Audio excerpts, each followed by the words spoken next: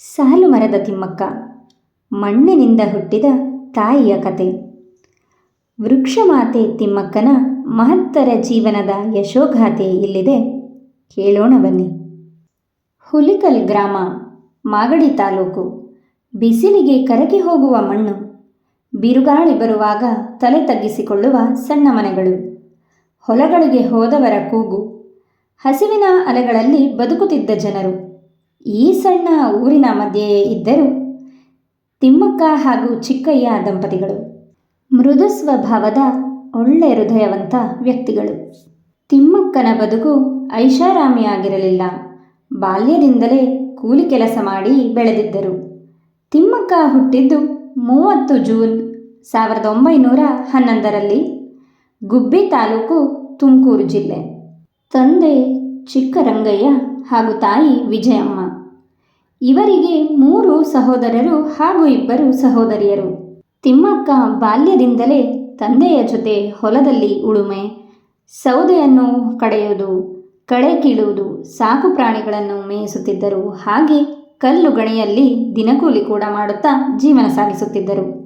ಬಡತನದ ಬೇಗೆಯಿಂದ ಈಕೆಗೆ ಬಾಲ್ಯದಲ್ಲಿ ಶಿಕ್ಷಣ ದೊರೆಯಲಿಲ್ಲ. ಹುಲಿಕಲ್ ಗ್ರಾಮ, ಮಾಗಡಿ ತಾಲೂಕು, ರಾಮನಗರ ಜಿಲ್ಲೆಯ ಚಿಕ್ಕಯ್ಯ ಎಂಬುವವರೊಡನೆ ತಿಮ್ಮಕ್ಕನಿಗೆ 16ನೇ ವಯಸ್ಸಿಗೆ ಮದುವೆಯಾಯಿತು. ಗಂಡನಾದ ಚಿಕ್ಕಯ್ಯ ಮೃದು ಸ್ವಭಾವದ ಹೃದಯವಂತಿಕೆಯ ಸಂಗಾತಿ. ತಿಮ್ಮಕ್ಕನ ಜೀವನಕ್ಕೆ ಗಂಡನಾಗಿ ಬಂದ ಚಿಕ್ಕಯ್ಯ ಒಬ್ಬ ಸರಳ ಮಾನವ. ದನ ಕಾಯುವಿಕೆಯೇ ಇವರ ಉದ್ಯೋಗ. ದುಡ್ಡು ಇರಲಿಲ್ಲ, ಜಮೀನೂ ಇರಲಿಲ್ಲ, ಆದರೆ ಒಳ್ಳೆಯ ಮನಸ್ಸು, ಪ್ರೀತಿ ಸಾಕಷ್ಟಿತ್ತು. ಇಬ್ಬರೂ ಬದುಕು ಕೂಲಿಯಿಂದಲೇ ನಡೆಸುತ್ತಿದ್ದರು. ಪರಸ್ಪರರ ಮೇಲೆ ಪ್ರೀತಿ ವಾತ್ಸಲ್ಯ ಎಂದಿಗೂ ಕಡಿಮೆಯಾಗಲಿಲ್ಲ. ಹೀಗೆ ಹಲವು ವರ್ಷಗಳು ಕಳೆದವು.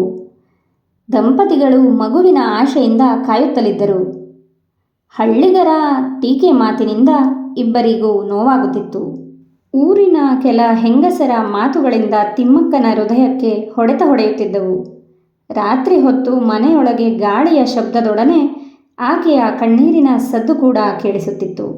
ಊರಿನವರು ಹಾಗೂ ಸಂಬಂಧಿಕರು ಯಾರೇ ಏನೇ ಟೀಕಿಸಿದರೂ, ನೋವು ಕೊಟ್ಟರೂ ಚಿಕ್ಕಯ್ಯ ಮಾತ್ರ ತಿಮ್ಮಕ್ಕನಿಗೆ ಕಣ್ಣೀರು ಒರೆಸಿ ಮುಖದಲ್ಲಿ ನಗು ತರಿಸಲು ಪ್ರಯತ್ನಿಸುತ್ತಾ ಧೈರ್ಯ ತುಂಬುತ್ತಾ ಜೀವನ ಸಾಗಿಸುತ್ತಿದ್ದರು.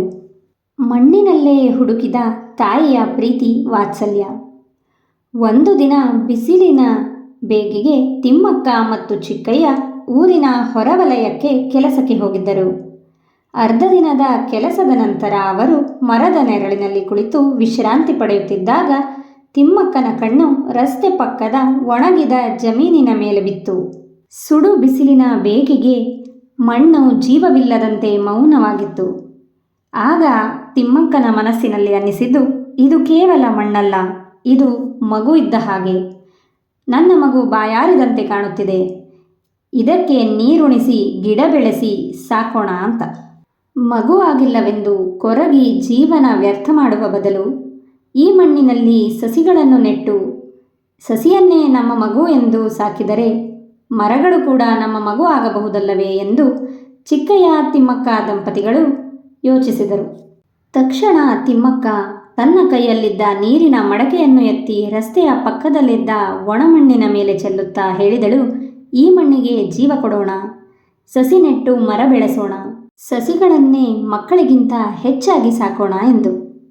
ಮೊದಲ ಸಸಿ ಮೊದಲ ಮಗುವಿನಂತೆ.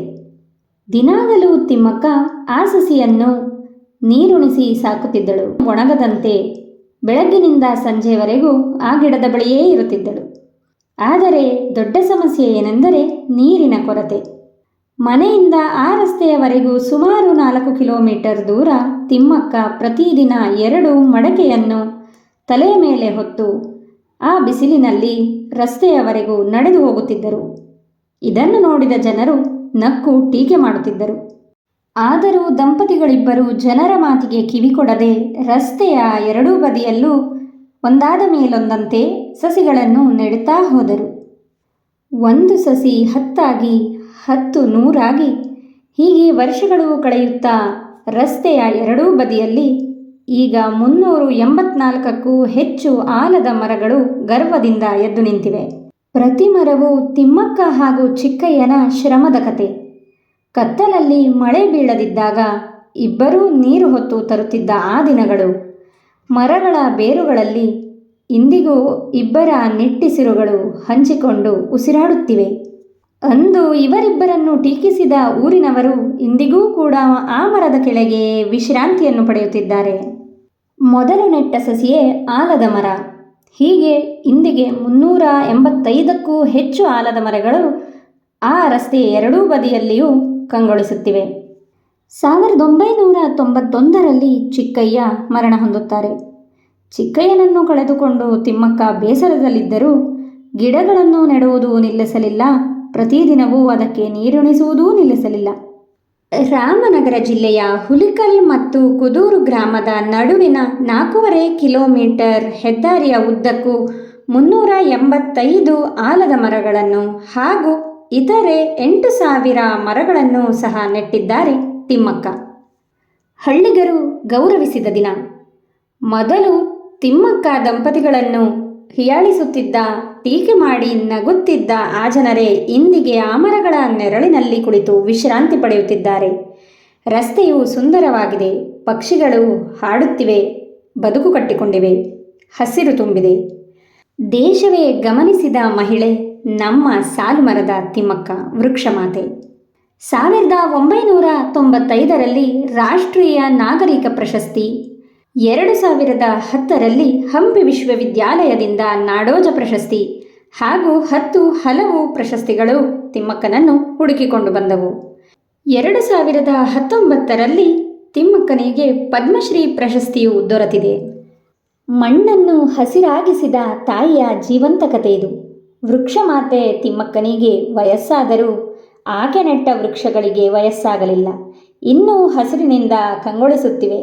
ರಸ್ತೆಯ ಮೇಲೆ ಸಾಗುವ ಪ್ರತಿಯೊಬ್ಬರಿಗೂ ನೆರಳು, ಆಮ್ಲಜನಕ, ಶಾಂತಿ, ನೆಮ್ಮದಿಯನ್ನು ನೀಡುತ್ತಿವೆ. ಇದೆಲ್ಲವೂ ತಾಯಿಯ ಮೌನದ ದಾನ.